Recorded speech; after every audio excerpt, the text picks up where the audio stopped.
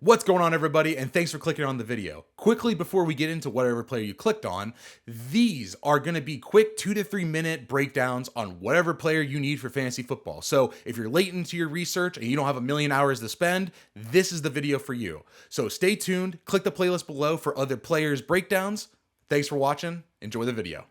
Breece Hall comes in as my RB5 this year, and honestly, I don't like him. I'm going to say it flat out. I'm not a huge fan. He shouldn't be my RB5. I mean, looking at it now, if I got to the end of my first round and if I had to choose between Travis Etienne or Jahmyr Gibbs and Breece Hall, Gibbs would be above him, and so would Travis Etienne. To me, Breece Hall is a good player, but I don't scream. To me, it doesn't scream that he's like an elite talent or a really, really great player. I think he's good.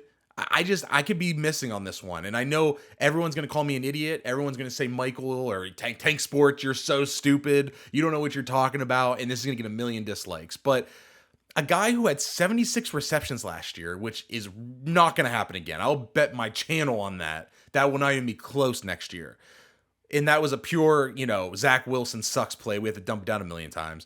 And you look at his rushing numbers, and they sucked. He had 4 big games last year, which was awesome, right? It's great to see the big playability and that he could actually put up big stats. But man, for everybody hating on Saquon Barkley and Jonathan Taylor, we have the guy that had literally, I'll read these off, right? 127 yards, 177 yards, 95, 84, 178.